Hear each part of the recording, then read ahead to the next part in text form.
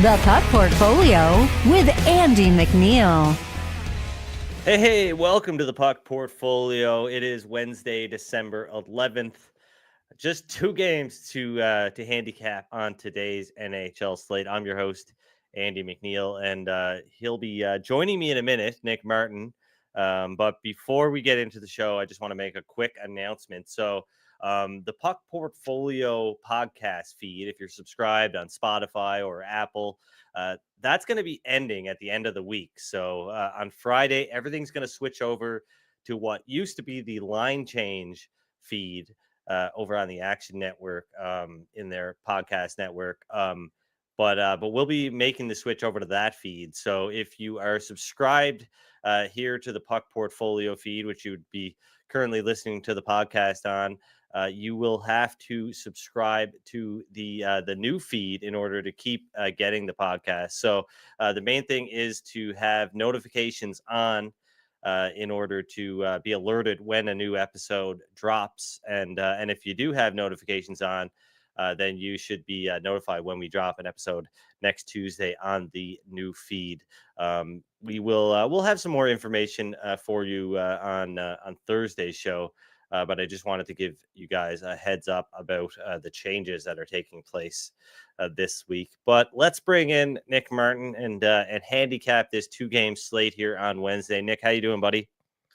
Yeah, I'm doing good. I'm pumped. I think this slate works out as a good time. I like this new setup where we kind of have the option to, touch on the next slate with the look ahead lines. So Yeah. I feel like it really works out good, this setup. So yeah, for sure. Of course, the busiest day of the week. Actually, I don't know if it's the busiest day. I think Saturday might have 15 games. I'm a little mixed up right now, but no, there's 14 games on Thursday. So it's going to be quite a busy day there. But just 2 games: the New York Rangers and the Buffalo Sabres, and the Anaheim Ducks at the Ottawa Senators. But before we talk about Tuesday, let's talk a little bit about Monday. Another decent night for me.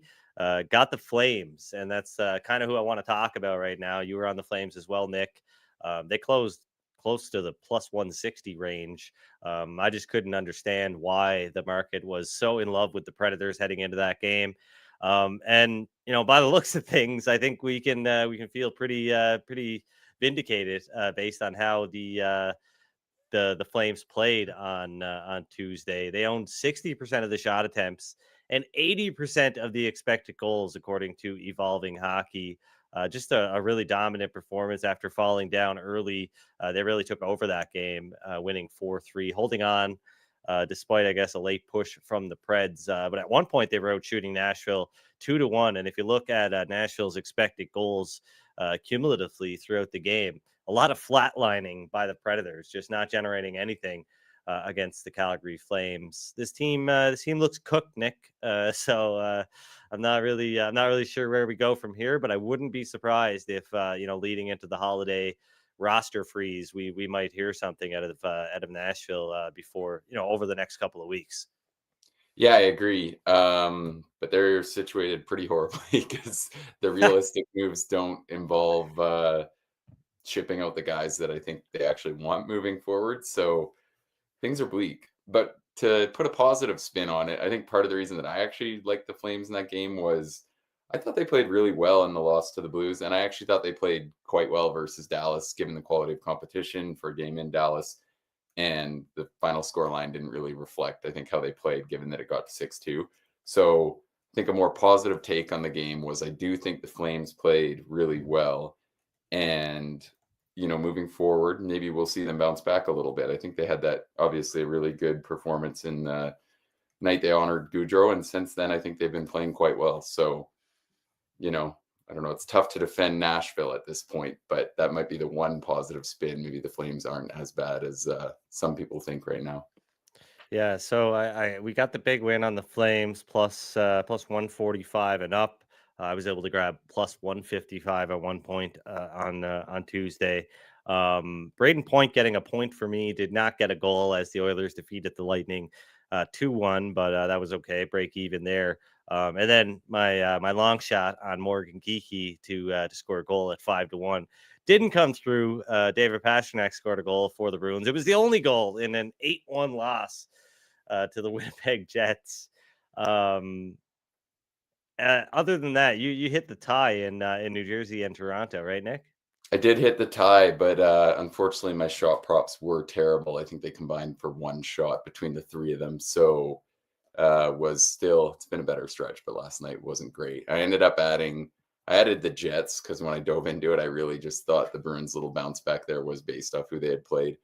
And then I added McDavid to get 2 points, which ended up being a loser. A bit of a tough one, too, because he almost had 2 points in the first 20 minutes of the game before that goal was disallowed. But anyways, yeah, not too bad. Well, we'll continue our strong, what has been a pretty strong run here on the show, hopefully on Wednesday. Let's start with the New York Rangers and the Buffalo Sabres. I think this is a pretty interesting game. It's the second meeting of the season between these two teams. They met back on November 7th. Buffalo won 6-1 at Madison Square Garden. Now the Rangers are the road team. The Buffalo Sabres are the home team. And that 6-1 loss to the Sabres wasn't exactly the start of New York's skid, but it kind of was a sign of things to come, because they had been pretty good up until that point, at least on the surface, and after that things started to get a little wonky, and they've really gotten wonky as of late. The Rangers have just 2 wins in their last 10 games.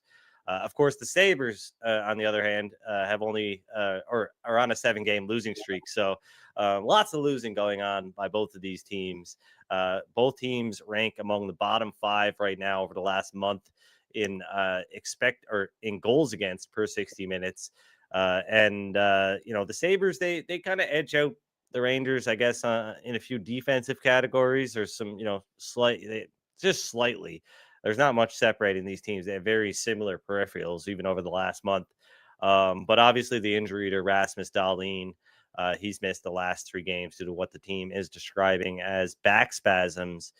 Certainly hasn't helped the Sabres. Probably is a big reason why their losing streak has extended to 7 games.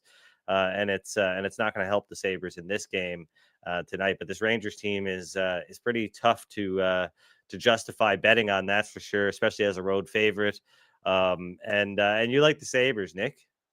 Yeah, I do. And it's funny you bring up that last game, because I just remembered that I did have a New York Post article on it, the last Sabres game. So I opened it up because it's actually kind of interesting to look at right now. Yeah. And I wrote, New York has allowed a third worst 4.01 expected goals against per 60 and 32.1 shots against per 60. Keep in mind, this is when they're 8-2-1. And I said they look pretty overvalued based on their current record. I think it's a good time to fade them, blah, blah, blah. Obviously, they have kind of gone on to prove that those were decent takes. I think it's interesting because it shows even when they were 8-2-1, the signs were that they were playing this bad were there. And now it feels like they've kind of lost their juju a little bit in winning these. Like last year, it felt like when they got into that kind of a game versus Chicago, they'd find a way to win it. Like they'd tie it, whatever it was with the goalie pulled, win a shootout, something like that. It felt like things always went their way. And now it's kind of getting into the opposite a little bit. You look at the last 10 games, the Rangers are last in expected goals percentage. And I think defensively, they've clearly looked like the worst team in the league. Yeah. And there's been a lot of these spots where it feels like it's the one where you don't want to fade them, and kind of that get right spot. I think Chicago, after they traded Jacob Trouba, was another one of those. But you look at that game, they very deservingly lost. Chicago had 32 shots on goal. They had, I think the high danger chances were 12-8. So it just continues to feel like the Rangers don't have really many answers. I think if you look at what the Sabres have done lately, it hasn't been overly impressive either. They're obviously on a 7-game losing streak, but they've lost close to some really good teams in that span. They've kind of just done a really bad job of owning the big moments of games. They've lost 3 games in a shootout there. We had faded them when we had the Wild in that one game, and they played great. And then they had the collapse, I think it was last Tuesday versus Colorado. But overall, I think there's a little more in terms of positives to point to with the Sabres right now. I kind of think it's another game where the only reason this is the price is just based off the expectations of the Rangers roster. Obviously, they won the President's Trophy last year. But I think plus 120 is a little long here. The Rangers really just don't seem like they have any answers right now. So yeah, I definitely don't mind fading them. Yeah, with the Dahlin absence, I guess I'm not quite there plus 120, but I did find a player prop that I really like in this game. I mean, like you said, New York just terrible defensively. They rank second last, 31st in the NHL in expected goals against in all situations for the season. You talked about the last 10 games, them being really bad. But that has, that has had an effect on their overall numbers this season, and they look pretty bad overall. So, also ranking in the bottom 5 in terms of shots. Shesterkin's actually been decent over his last handful of starts, I guess, more or less. You look at his game logs; he's had a number of games where he saved more than a goal above expected, but the Rangers just haven't been providing him with a ton of offensive support, that's for sure. But even when he's just average, it's not going to be good enough because this team is so bad defensively. And the player prop that I'm looking at is JJ Peterka over 0.5 points at minus 105. Not the most sexy pick in the world, but this guy's just been ice cold the last 10 games or so. He collected 16 points in his first 16 games. He's registered just 1 point in his last 10 games. It was a goal. But Tage Thompson had missed 5 of those games. He's been back for 4 games now, and he scored 4 goals in those 4 games since returning from that 5-game absence. So I think it's only a matter of time before Peterka starts to factor into the scoring again. He's on the top line with Thompson and Alex Tuck, and he's also playing on the second power play unit for what it's worth. And I think this is worth a little bit of something. He's registered a point in 6 out of 7 career games versus the Rangers. So this rivalry might get the juice flowing for JJ Peterka, and I like this number at minus 105. I think he's going to have a lot of chances to get in on the scoring tonight. So hopefully he can get a goal or an assist for me. But that's pretty much all I was able to find on this slate. The other game on the docket for Wednesday is a rematch of one, I guess, about 11 days ago, December 1st, I believe. The Anaheim Ducks grabbed a shootout victory, 4-3 over the Ottawa Senators in Anaheim. And the Ducks actually played a pretty good game. The shots were in their favor overall. It was close, but not something you typically see from the Anaheim Ducks, and for that matter, not something you really see from Ottawa very often either, considering they do control play more often than not. But looking at this game here, Nick, pretty tough to like the Senators, obviously, as a pretty huge favorite. All things considered. But it's also pretty hard to like the Ducks, considering they have the Maple Leafs on deck tomorrow. And although I don't know if anything's been confirmed yet, I would assume that they're going to save Lucas Dostal for Thursday's matchup in Toronto. What do you think?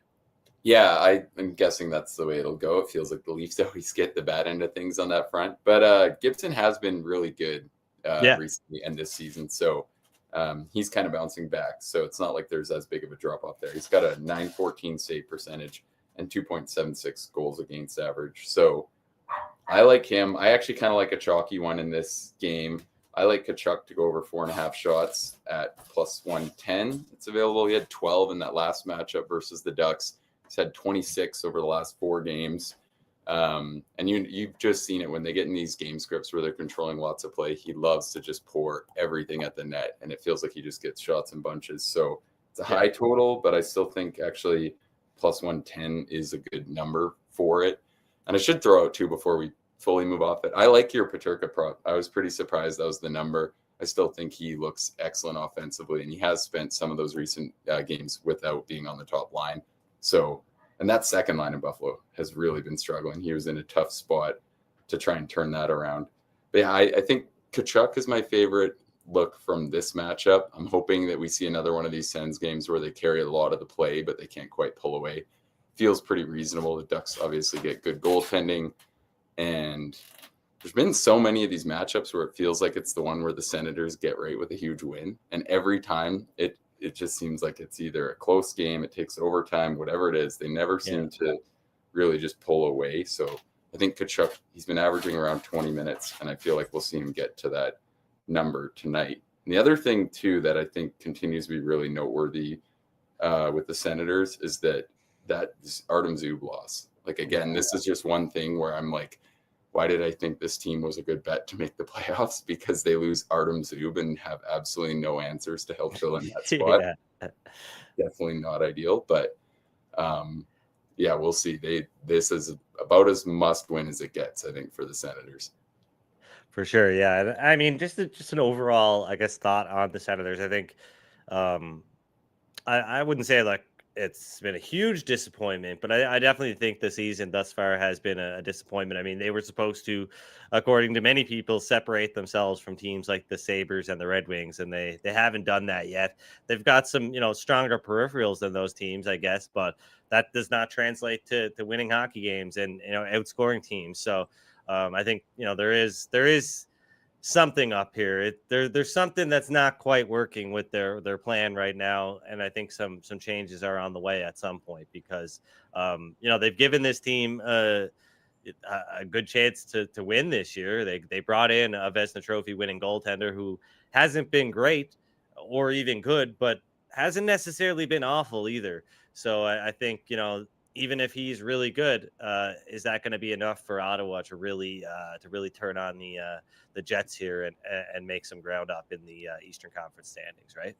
Yeah, the crazy thing too is they're as close to the bottom. They are actually closer to the bottom of the East as they are to a wild card spot. But if they win both these games in hand, they have over Philly, and obviously there's other teams between them as well. But if they won both those games in hand, they would then jump into a playoff spot. So the race for that final playoff spot in the East is pretty insane now that the Rangers have really fallen off and opened up one more spot that looked like it was kind of locked up at the start of the year.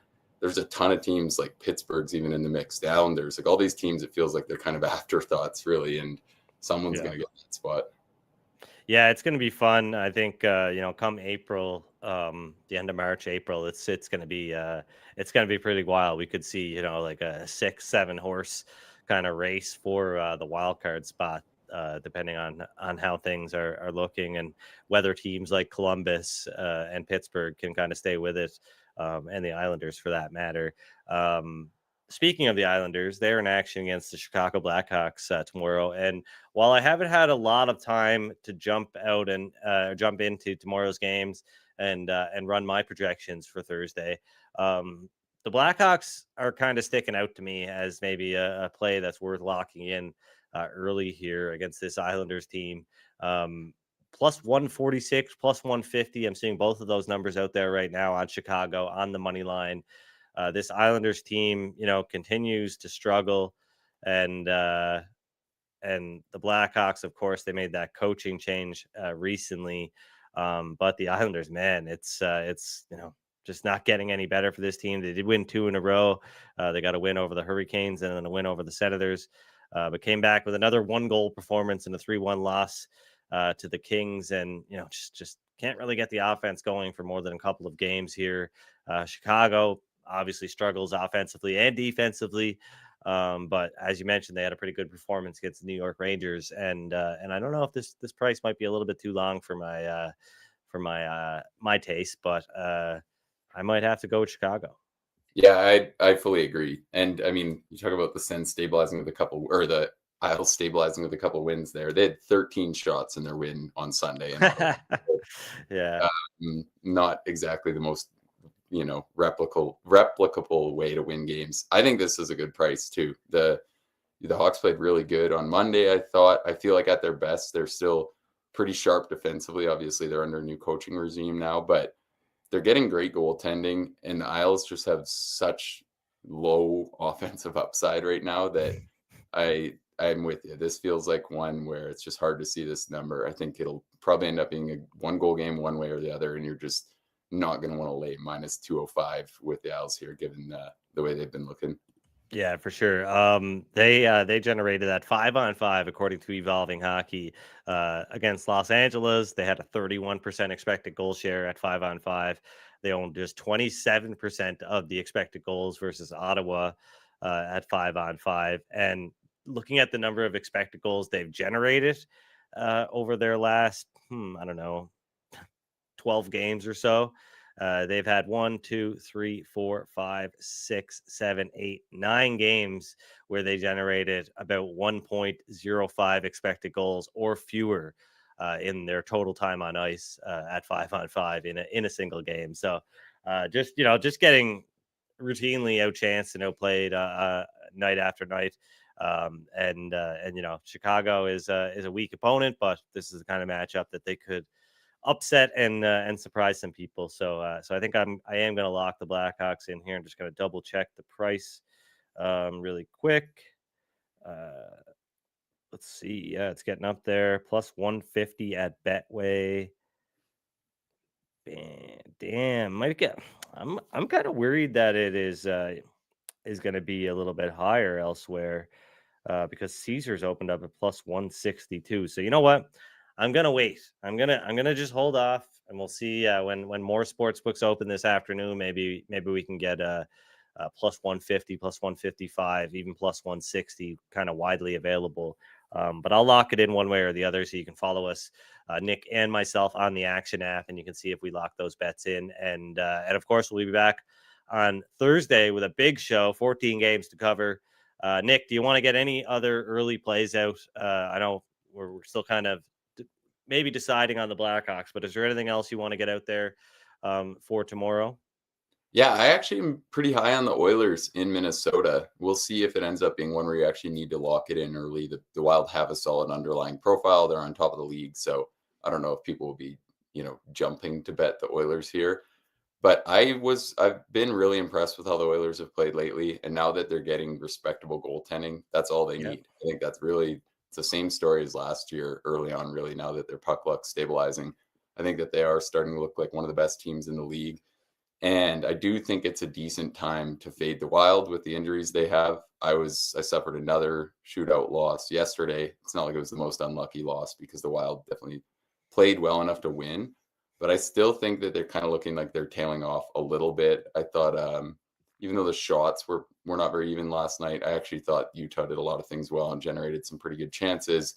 The Wild still had to find a way with the empty net goal late to win it with a shootout. So I'm kind of banking on the idea that they're coming down to earth a little bit. I kind of think it's a good time to lean on the idea that, the Oilers roster was still expected to be stronger than the Wilds this season, especially when you look at who's out of the mix for Minnesota.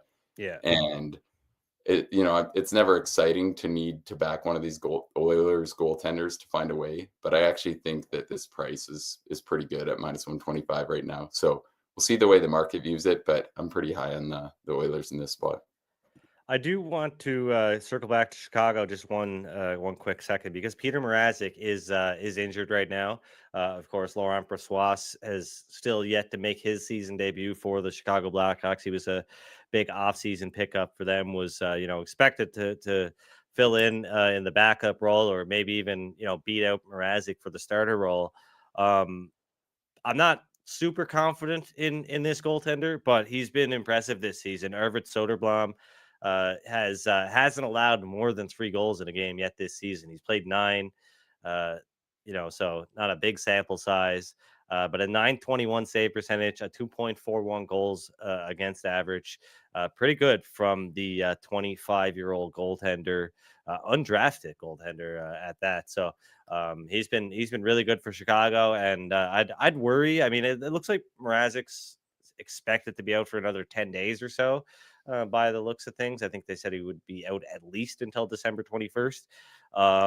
But I'd maybe worry about how Soderblom will look a week from now after he has to kind of fill in as the starter for a bit. But right now I'm cautiously optimistic that he can get the job done, especially against an Islanders team that struggles on offense, to say the least. So just wanted I mean, he's definitely been good enough that I don't think you have to worry about betting him. Maybe he'll come down to earth to some extent, but I don't think it's just like a thing where you're, worried to get him at this kind of a price. And just, I feel like people have had a really good year. Sorry to cut you off. Bet365 just opened up.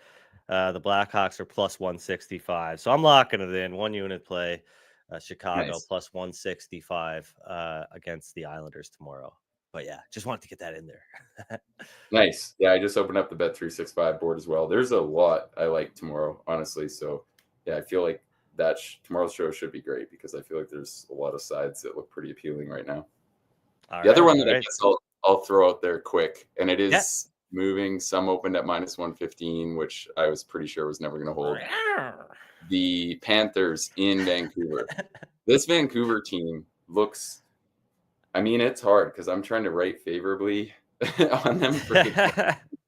And I came in right when I think they've looked overvalued. And the more I've paid attention to them, they have like 3 performances at most versus good teams where you're like, they looked like they're on the level of their opponent in this matchup.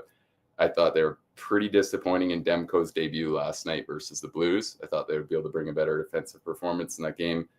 And it's kind of just been consistently that when the Canucks play good teams this season, they're getting outperformed almost every single time. Pretty much all. Are you saying the Blues are a good team? No, I'm not. I still don't think the Blues are going to be that good.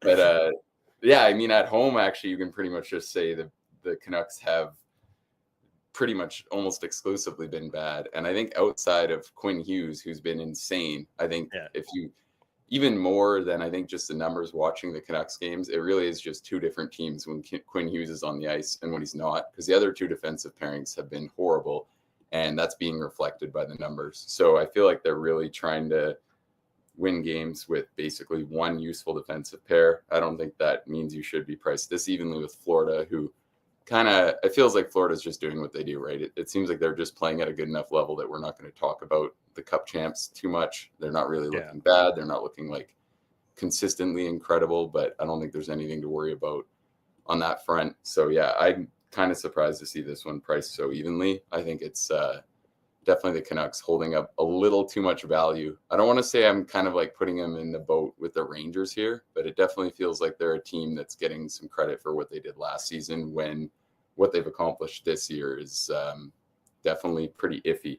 And the other thing, like I definitely respect that Demko was the second best goalie in the NHL last year. He's a complete game changer. But Lankinen had been really good. Like there's Demko's only going to upgrade the work that Lankinen did so much. It's not like this is like they're going from someone who is completely underperforming to getting Demko. So I think that's another concern. And that's a great point.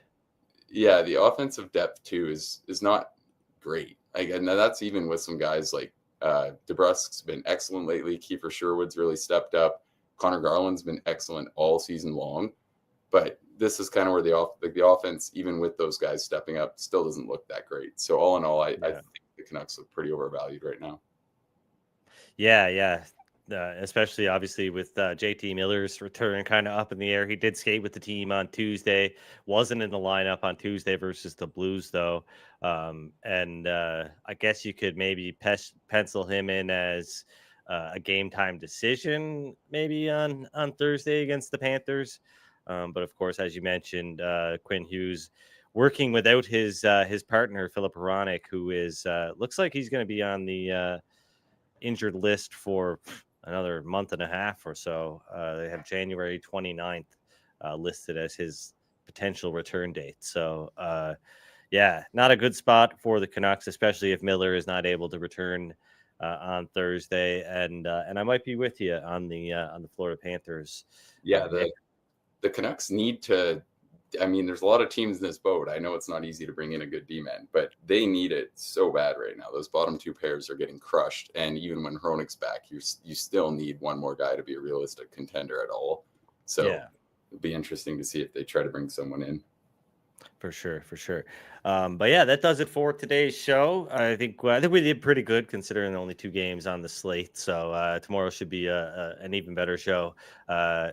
Once again, if you are subscribed to the Puck Portfolio podcast feed on Apple or Spotify, you'll want to switch over to the Line Change podcast feed because it's going to become the Puck Portfolio podcast feed. I know it's a little bit confusing, but we'll get it all ironed out before the end of tomorrow's show and hopefully have things sorted out heading into next week. But until Thursday's show, we will see you then.